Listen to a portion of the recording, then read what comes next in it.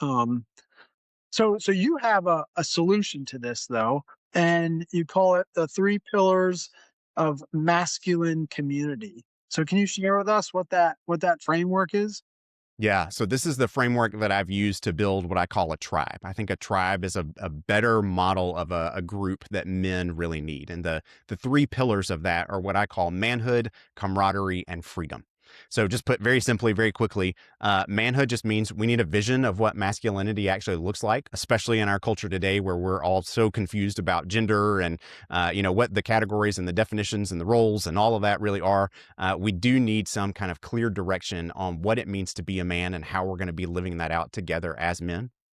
Camaraderie. This is really the way that men are built to connect. We need to develop trust with one another, which takes time.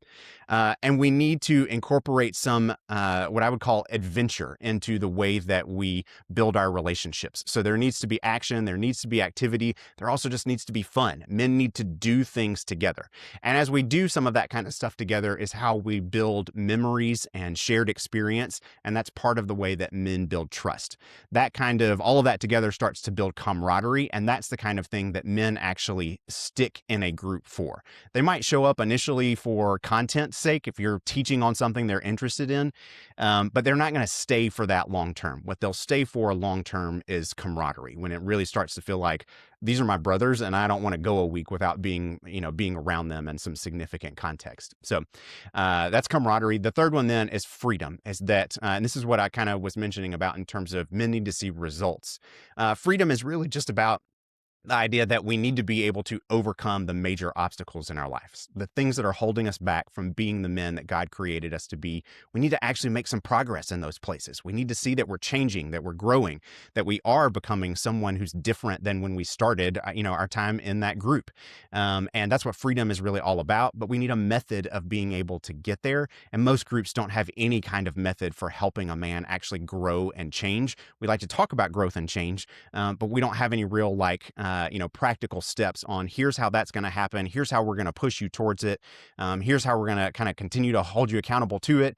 All of that needs to be a big part of the way that a men's group is built. I love that.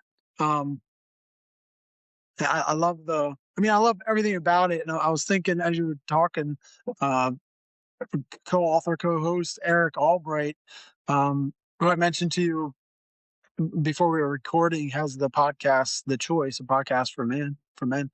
Um, he he and some other guys at his church built a men's ministry last summer that I think is dialed into what you're talking about. And Yeah, when he was cool. explaining it to me, I'm like, man, can you throw that in an email and send it to me? Because like that's brilliant. And I think a lot of men would be more interested in that than just meeting a small group for a Bible study. Yeah, it's so great. And I remember retiring from the military 4 years ago, and people would ask me, a couple months later, a year later, even now, like, "Do you miss it?"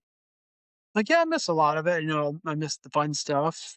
And what I miss the most is the camaraderie. I don't miss all the bureaucracy of it, right? But Right. I Yeah. miss that camaraderie, Yeah. and, uh, and yeah, that's so spot on. Um, Yeah, I think the military nails camaraderie, right? I mean, yeah, when you hear the word, it tends to often be associated with a military context, and that's just because they do some things well that fit with the way that men connect. You are spending a lot of time, kind of life on life, and you're doing it around action and activity. You have some shared missions, some shared goals. You're doing things together, and all of that time spent interacting around some shared purpose is just irreplaceable. Like you can't make that up in other parts of life. And I think that's what men are really missing in our kind of civilian context today, is that there's just no equivalent of that. We don't have shared missions with other men. We don't have groups of men to be able to have shared mission with, and so we don't spend life on life time together because there's no real reason to. And so because of that, we're just entirely lacking in that kind of camaraderie. So we've got to be really intentional to figure out how do we create that. What do we do to help build that? Because that's the way that we're meant to connect. We really need that in our lives, even if our culture isn't providing it for us.